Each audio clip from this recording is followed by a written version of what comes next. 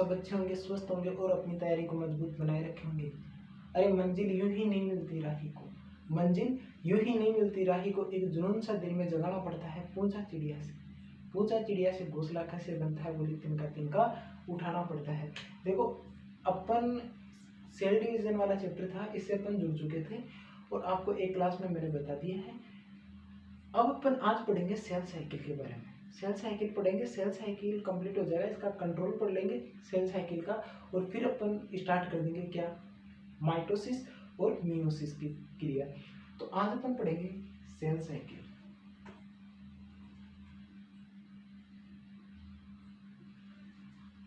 आज अपन पढ़ेंगे cell cycle. Cell cycle को मतलब, इसका मतलब होता है, इसको बोलते हैं कोशिका चक्र। कोशिका चक्र।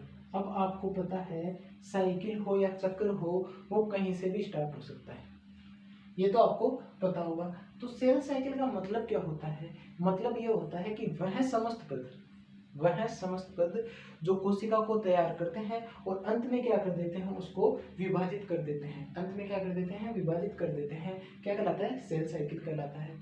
अब मेरे हिसाब से ये लिखाने की तो जरूरत है नहीं, क्योंकि जो मैं बोल रहा हूँ वो आप नोट कर लेना अपनी नोट्स कॉपी में।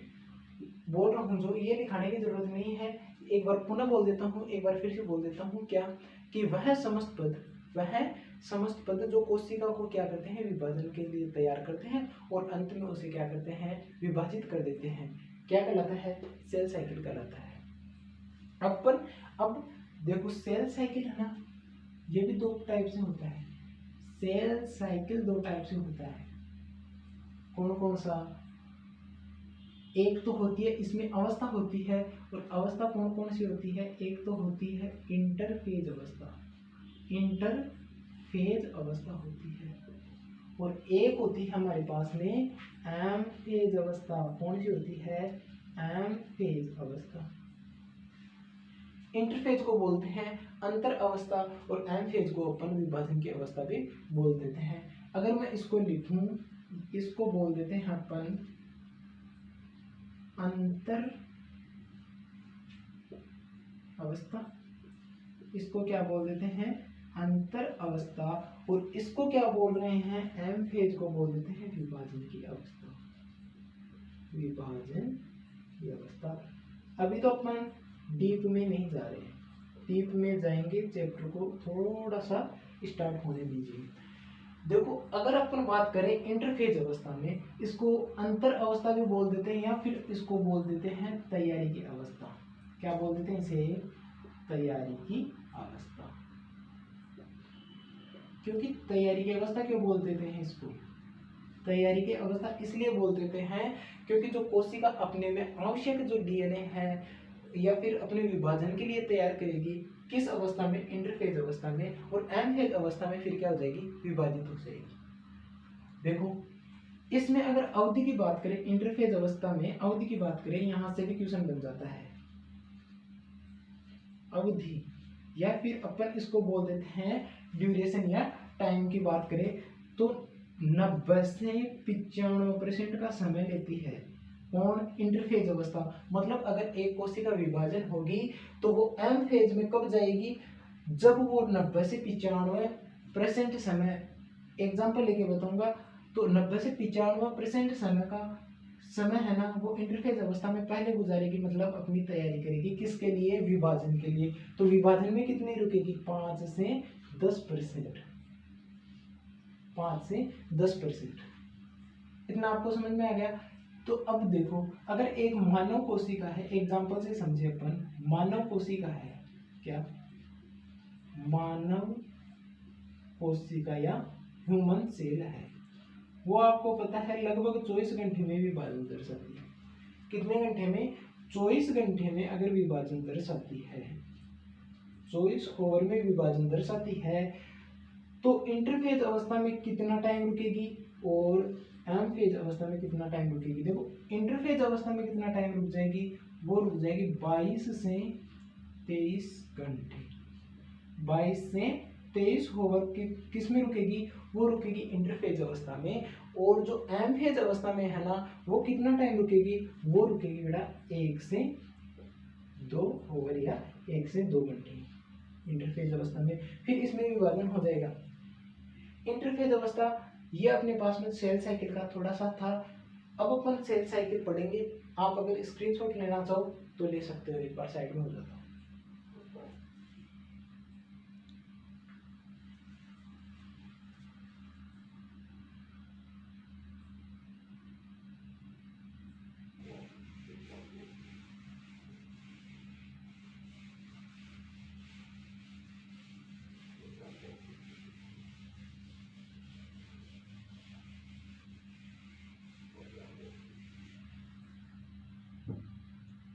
देखो अपन एक पढ़ेंगे अभी सेल साइकिल में उप अवस्था, और उप अवस्था के बारे में थोड़ा सा मैं बता देता हूँ आपको सिंपल सा।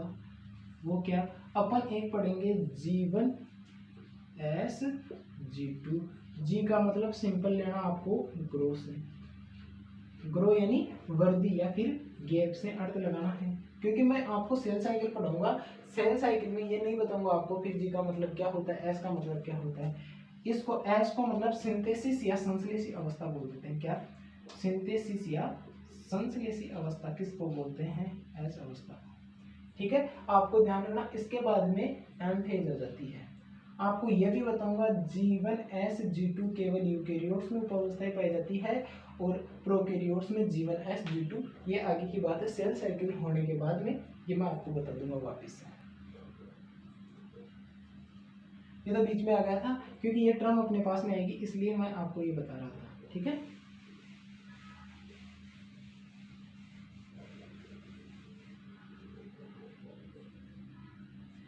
अब देखें अपना साइकिल। अब देखते हैं अपना साइकिल। ये अपने पास में क्या है, सेल साइकिल। एक बार मैं बना लेता हूँ, तब तक आप समझने की कोशिश करना, अगर समझ में आए तो, या फिर मैं आपको समझा दूंगा। एक बार मैं बना लेता हूँ, ड्रॉ तो करें।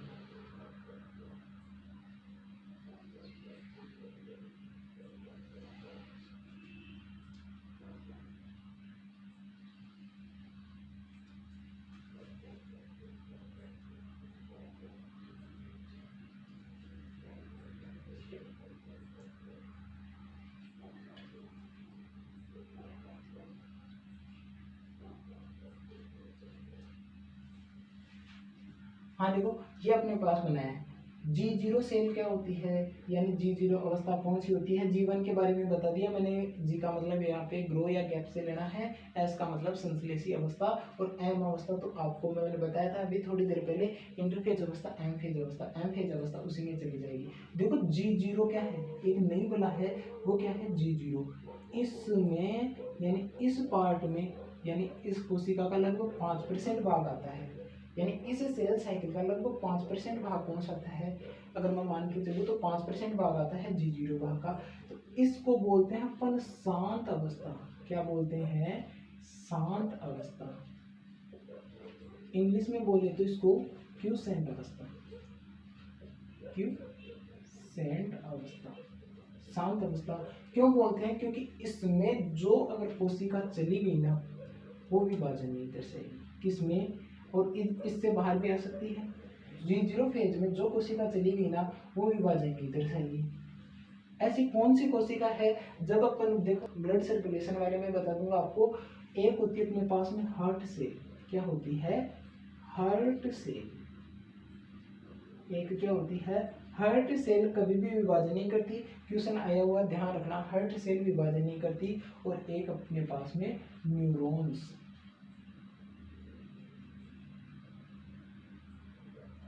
एक अपने पास में कौन नहीं करती, न्यूरॉन्स विभाजन नहीं करती। तंत्रिका तंत्र में आता है, न्यूरॉन्स विभाजन नहीं करती।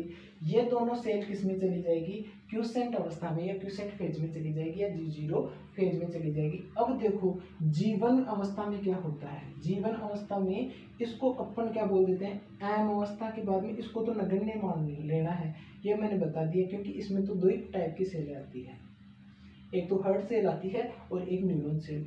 अब देखो एम फेज के बाद में आ रही है कौन सी, G1, तो इसको बोलते हैं पश्चेतावर्ती एम अवस्था, पस से एम अवस्था। क्योंकि एस अवस्था है ना, एस अवस्था से पहले आ रही है तो इसे बोलते हैं पूर्व एस अवस्था। क्या बोलते हैं? पूर्व एस अवस्था। इसमें क्या होगा, इसका ध्यान रखना, यहाँ पे बता देता हूँ मैं। इसमें क्या होगा, आवश्यक आरएनए व प्रोटीन का क्या होगा बेटा? संश्लेषण। प्रोटीन का संश्लेषण होगा, और वो संश्लेषण भी किसके लिए आवश्यक है? जो किसके लिए आवश्यक है? एस अवस्था के लिए आवश्यक, उसका क्या होगा? संश्लेषण। एस अवस्था के लिए आवश्यक।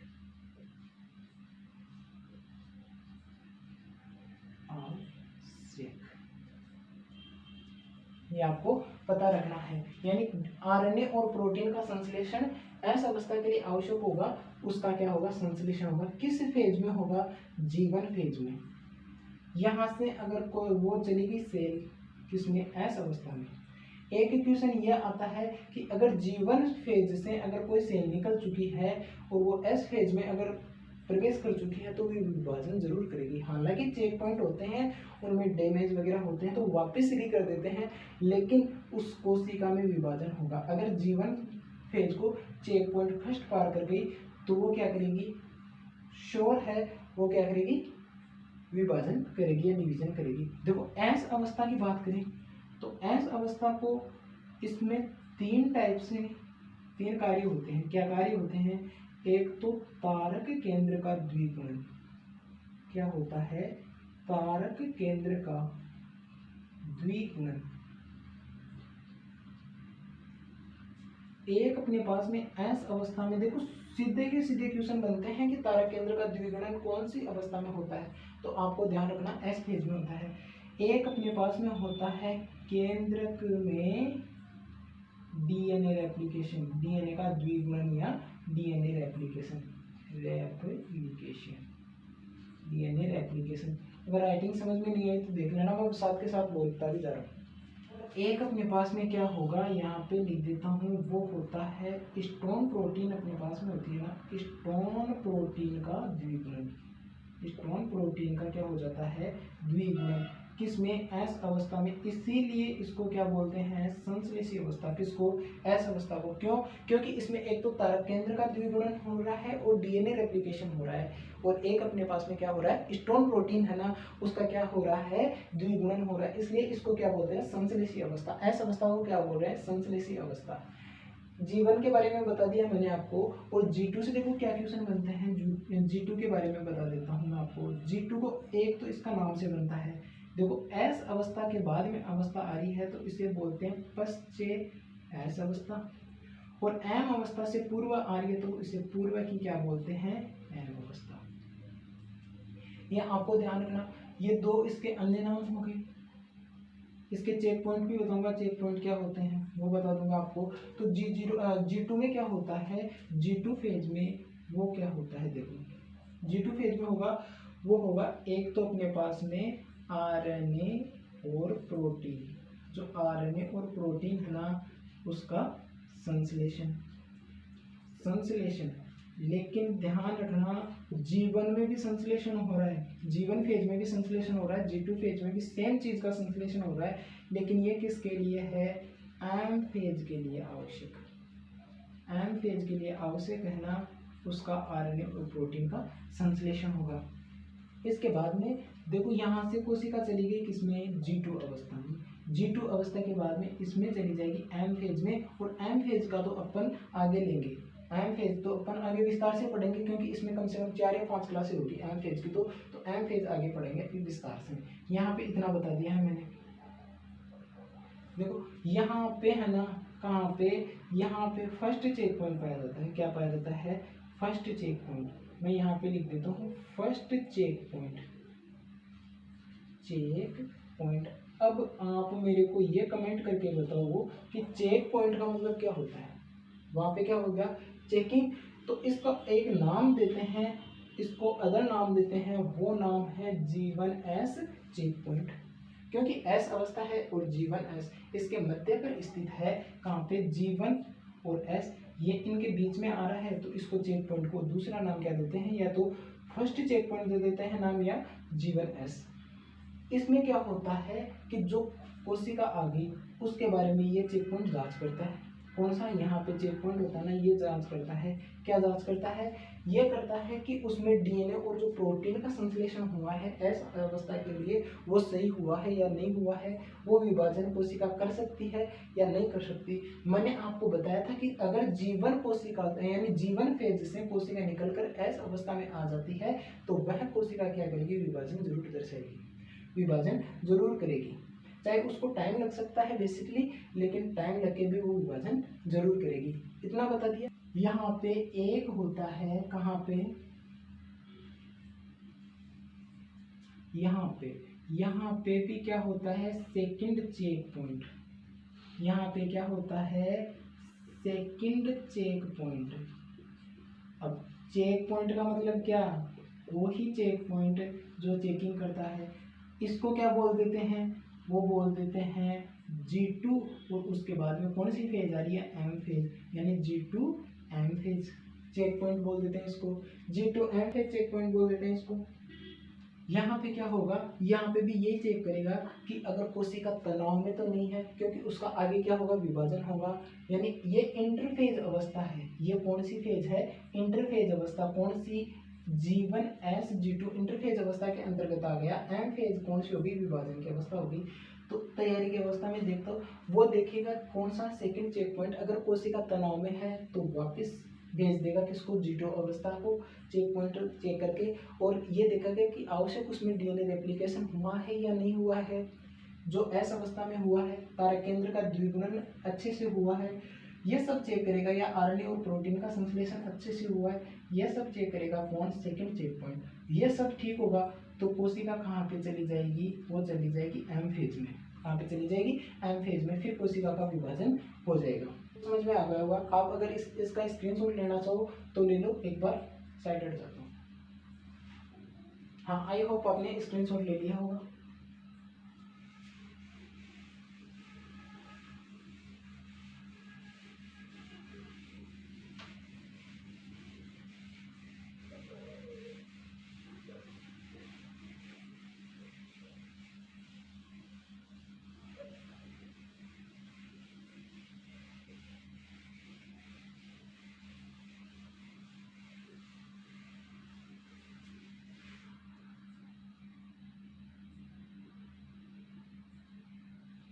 अब देखो, अपन ने सेल साइकिल पढ़ा ना, वहां पे एक तो G1 अवस्था आ रही थी और एक G2 अवस्था आ रही थी। G2 अवस्था और G1 अवस्था में क्या हो रहा था, आरएनए व प्रोटीन का संश्लेषण। क्या हो रहा था, आरएनए और प्रोटीन का संश्लेषण।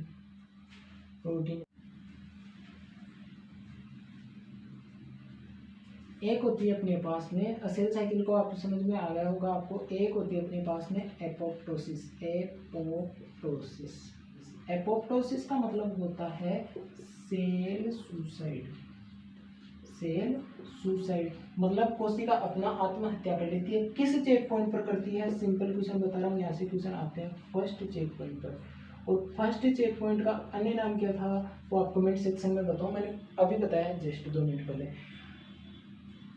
एक मैं बता रहा हूँ आपको, कहाँ पे, G1 फेज में, G1 और G2 फेज में क्या हो रहा था, आरएनए और प्रोटीन का संश्लेषण हो रहा था।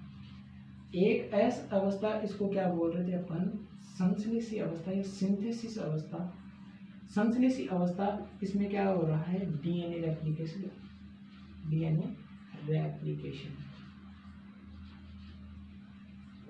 फर्स्ट चेक पॉइंट के बारे में मैंने आपको बताया था, किस चेक पॉइंट के बारे में, फर्स्ट चेक पॉइंट के बारे में। और फर्स्ट चेक पॉइंट पर क्या होता है, फर्स्ट चेक पॉइंट पर होता है, वो होता है डीएनए अगर डैमेज है ना, डीएनए डैमेज है ना, तो उसकी क्या होती है, मरम्मत होती है, या फिर वापस किस अवस्था में भेज देता है, जीवन अवस्था में भेज देता है। इसका फर्स्ट चेक पॉइंट का दूसरा नाम था, वो अगर आप कमेंट करके जल्दी बता दोगे तो बहुत अच्छा होगा, क्योंकि मैंने जस्ट 1 मिनट पहले पढ़ाया, ज़्यादा टाइम नहीं हुआ। इसका अगर दूसरा नाम है ना, वो है G1S पॉइंट। ठीक है, एक था अपने पास में second check point. Second check point इसका दूसरा नाम क्या था, वो था G2M। मैंने बताया था आपको, यहाँ से सिंपल क्वेश्चन बनता है। और यहाँ पे क्या होता है, कहाँ पे सेकंड चेक पॉइंट पर क्या होता है, वो डीएनए अगर बना है कि नहीं बना है, यानी डीएनए रेप्लिकेशन चेक होता है। तो चेक पॉइंट का मतलब ही क्या है, जहाँ पे चेक हो तो डीएनए रेप्लिकेशन सही हुआ है कि नहीं हुआ है। और एक होता है अगर सेल तनाव में या टेंशन में तो नहीं है, सेल टेंशन में तो नहीं है। अगर सेल टेंशन में होगी तो एम फेज में कोशिका ने जाकर G2 फेज में वापस चेक पॉइंट भेज देगा। कौन सा, सेकंड चेक पॉइंट। यह आपको याद हो गया होगा। मैं एक बार इसको साफ कर देता हूँ।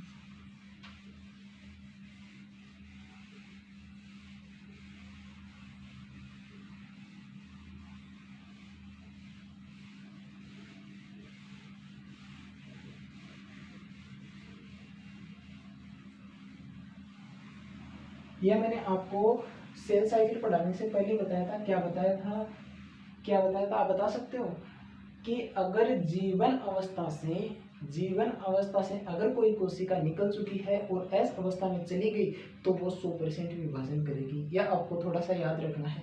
बाकी सेल साइकिल के बारे में मैंने पूरा बता दिया।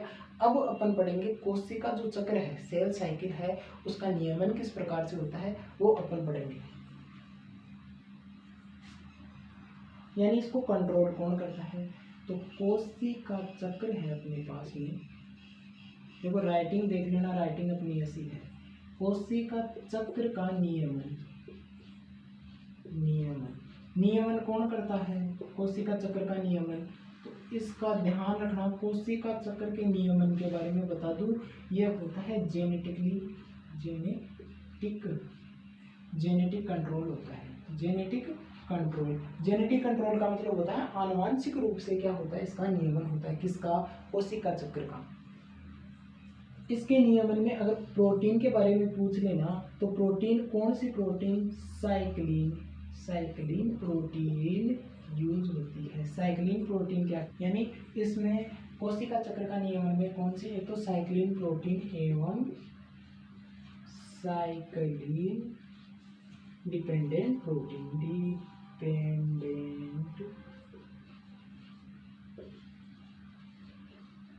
साइक्लिन डिपेंडेंट प्रोटीन क्या होती है, प्रयुक्त होती है। किसमें, सेल साइकिल के नियमन में, कोशिका चक्र के नियमन में कौन सी यूज होती है। एक तो इसका कंट्रोल क्या होता है, जेनेटिकली कंट्रोल होता है।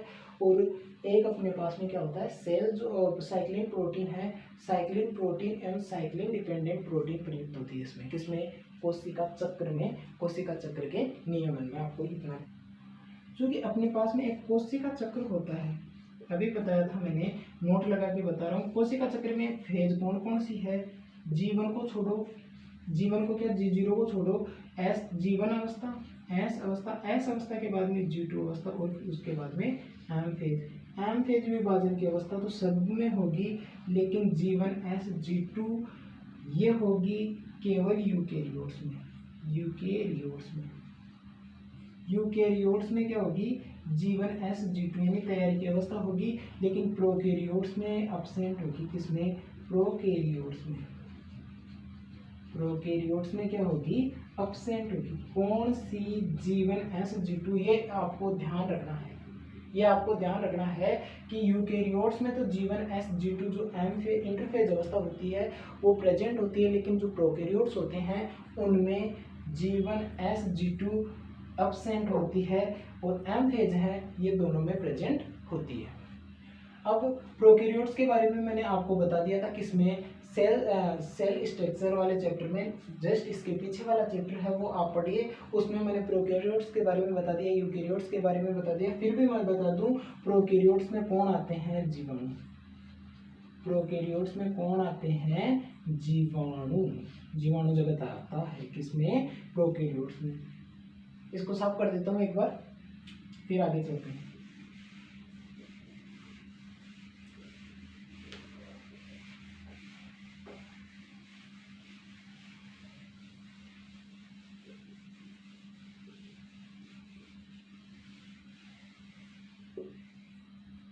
चूँकि अपन सेल साइकिल पढ़ रहे हैं, सेल डिवीजन पढ़ रहे हैं, तो आपको ये तो पता होना चाहिए कि मानव में गुणसूत्र की संख्या क्या होती है। गुणसूत्र की संरचना के बारे में मैंने आपको बता दिया है।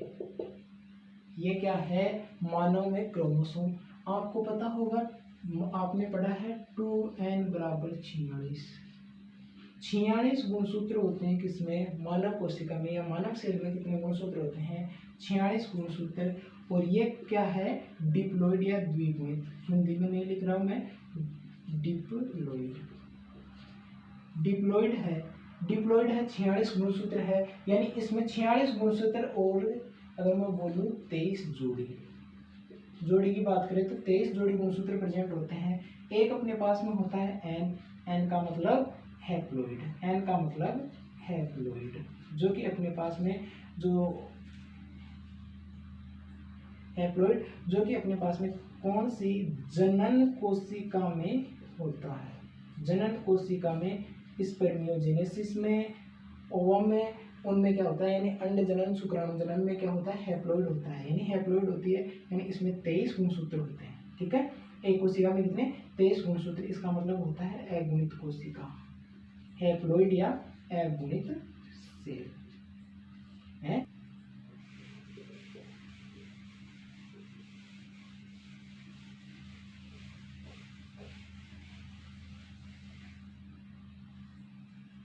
मैंने आपको बताया किसमें, कोशिका चक्र में, वो बताया कि एक तो आ रही है जीवन अवस्था, एक आ रही है एस अवस्था, एक आ रही है G2 अवस्था और एक है एम फेज। इसको बोलते हैं, इसमें क्या होता है, रेप्लिकेशन। इसमें क्या होता है, रेप्लिकेशन, रेप्लिकेशन होता है। तो ये रेप्लिकेशन से पहले की अवस्था है, तो पूर्व रेप्लिकेशन फेज, इसको पूर्व रेप्लिकेशन फेज भी बोल देते हैं। और इसको G2 अवस्था है ना, इसको फर्स्ट चेयर रेप्लिकेशन फेज भी बोल देते हैं, रेप्लिकेशन फेज। या आप देख लेना, इसको बोलते हैं पश्चय रेप्लिकेशन फेज, इसको बोलते हैं पूर्व रेप्लिकेशन फेज। आपको इतना भी ध्यान रखना है। फिर अपन बात करें किसकी, एम अप फेज की, किसकी, एम फेज की। तो एम फेज में क्या होगा, एम फेज में एक तो होता है माइटोसिस, जिसे समसूत्री कोशिका विभाजन बोलते हैं। एक होता है मियोसिस, जिसे बोलते हैं अर्धसूत्री कोशिका विभाजन। माइटोसिस मैंने फर्स्ट क्लास में पढ़ाया था आपको, माइटोसिस मियोसिस, इनके बारे में मैंने आपको फर्स्ट क्लास में पढ़ाया था, क्योंकि आपको जोड़ने से फिर अपन देखो ये अवस्था कंप्लीट हो जाएगी ना, फिर अपन पढ़ेंगे एम फेज। एम फेज में माइटोसिस मियोसिस स्पेशल केस लेंगे और इनके न्यूमेरिकल सोल्व करेंगे, है ना, ये अपन पढ़ेंगे। अब देखो उदाहरण के बाद वो कह रहे हैं, तो अगर मानव गुणसूत्र में 2n कितने हैं, 46 गुणसूत्र हैं। मानव कोशिका में 46 गुणसूत्र हैं, तो मानव कोशिका में कितने गुणसूत्र हैं, 46 गुणसूत्र हैं। कैसे होंगे, अगर ये कोशिका है ना,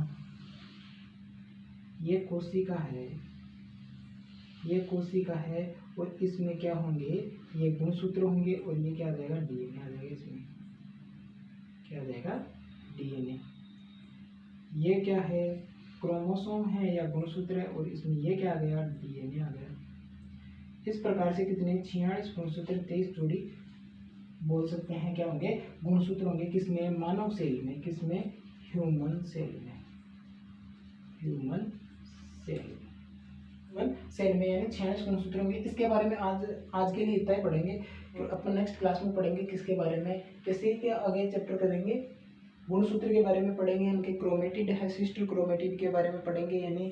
और जीवन फेज में गुणसूत्रों की संख्या कितनी होती है, एस फेज में गुणसूत्र कितने होते हैं, G2 फेज में गुणसूत्र कितने होते हैं, जीवन में, एस में, G2 में क्रोमेटिड की संख्या कितनी होती है, इनके बारे में अपन पढ़ेंगे। और इन पे हाँ नेक्स्ट क्लास में क्या करेंगे, न्यूमेरिकल भी सोल्व करेंगे। क्या करेंगे, न्यूमेरिकल भी सोल्व करेंगे। तो आप क्लास को ज़्यादा से ज़्यादा लाइक करते रहे, अपने दोस्तों के पास शेयर करते रहे। मैं मेहनत कर रहा हूँ तो आप भी मेहनत करें, क्योंकि एक दिन आपको भी सक्सेस अवश्य मिलेगी। और अपने दोस्तों के पास क्लास को ज़्यादा से ज़्यादा शेयर कीजिए। मिलते हैं जल्दी नेक्स्ट क्लास में। जय हिंद, जय भारत।